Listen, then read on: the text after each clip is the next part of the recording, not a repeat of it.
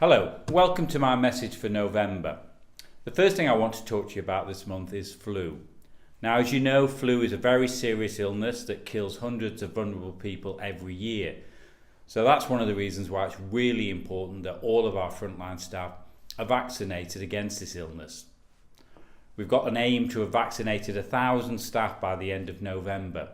And this year we've increased the number of people who can do the vaccination. So we have over 50 clinical staff and pharmacists who've been trained to do this across the whole trust. And we will make sure that frontline staff have access to vaccinations during the time of work. If you can't get to any of these clinics or drop-in sessions, which the information is available on Insight, and you choose to have it done at the GP surgery or pharmacy, please can you remember to let us know so that we can make sure the records are accurate. So just a final reminder, it's really important that people are vaccinated against this. If you're in contact with patients and carers, this is not an option. We expect that all frontline staff do have a flu vaccination this year. If you've been to Springfield recently, you will have seen a new modular building that has been built. And this will replace the recovery college, the conference room areas and the restaurant. And we expect that this will be completed really soon and be open in January. And this is all part of the enabling works for the new hospital, and there will be further work that will be starting at the top of the Springfield site very shortly. And this first phase will be a new access road and drainage and services for the new houses and hospitals which will be built.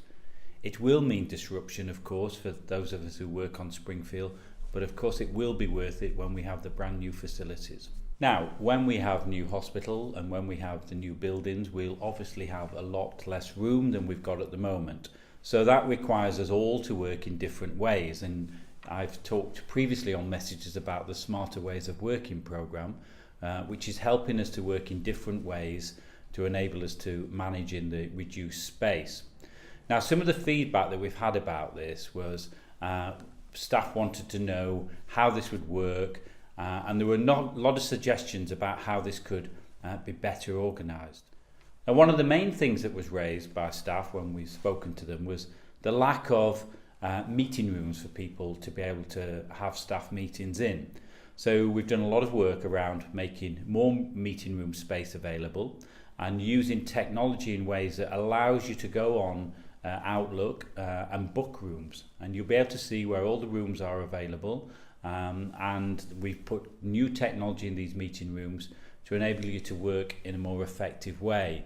So there's a lot more screens there, there's spider phones, there's video conferencing in each of the meeting rooms. Now, if you look on Insight, you'll be able to see details about this, about how you can book it. There'll be screens outside every room that tell you what meeting is going on in the rooms, and easy to find maps about where all of these rooms are. This technology is starting now. We expect that it will be fully implemented by the beginning of December. Now, as well as doing this, you've also asked for more sessions, more open sessions for people to contribute to what Smarter Ways of Working is, how can we work differently, how can we make some of the things that we've put in place more effective. So another thing that I've heard from people is that the soft phones, i.e. the computers that people are now making phone calls on, don't work as effectively if they can. So again, there's more work that's been done to make sure that that's an improvement. Now, there's a lot of open meetings that are happening over the next 2 or 3 months at all of our sites: Barnes, Queen Mary's, Tolworth, down in Sutton. The details are again on Insight, so please look for those and book yourself on to one of those if you want to find out more about it. So it's the time of year again when it's the NHS Annual Staff Survey. And this is something that happens across the whole of the NHS, and it's really one of the best ways in which you can share your views about the job, what it's like working within your team, and what you want to change within the trust. We know there's still a lot more we can do as a trust to improve the experience of our staff and patients, and some of this change will take time. However, I think we're beginning to make some real improvements that's been based upon your feedback.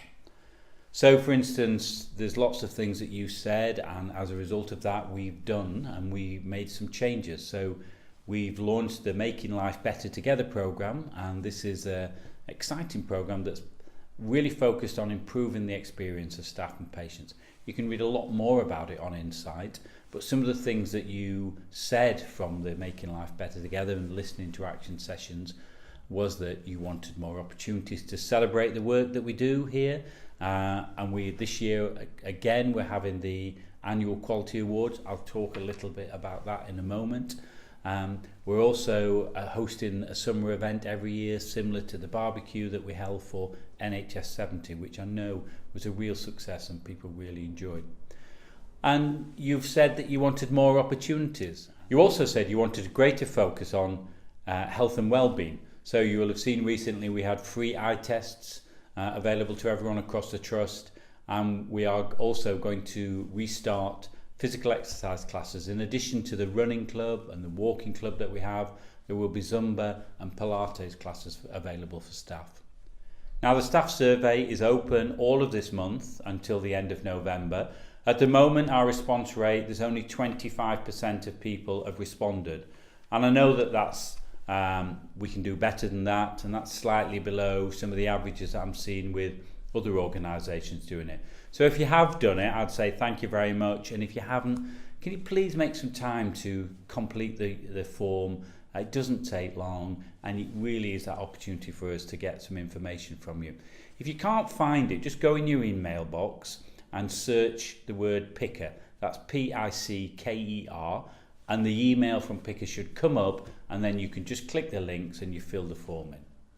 Some of you have also said that you would like time to be able to do this, and I think that's absolutely reasonable. So we've allowed 30 minutes either at the start or at the end of your day, which will be paid for people to be able to do. We're also going to come around some of the wards to be able to let staff have some time off to complete the survey. So as a further incentive for people to complete the survey, there is a £500 prize which is coming from charitable funds that the team of who the staff is selected can spend on their environment. Now, this will be drawn at the end of the survey, so there's a bit more of an incentive to improve your environment. Say, please fill in the survey. Finally, I'm very pleased to announce that the Quality Awards are back for the second year in a row, and this year's awards again will take place at the Bank of England Sports Centre. The event this year will take place on the 29th of November. Now, last year's event was a fantastic evening. We saw some fantastic awards given to staff, really enthusiastic people who've done fantastic work all year. So we've had a load of nominations. We've had nearly 150 nominations. We almost double the amount that we had last year. So if you're nominated, if you're shortlisted or win, you've done really, really well. So thank you very much. And as ever, if you have any questions that you want to ask me, please email me or get in touch with me via Insight. Thank you.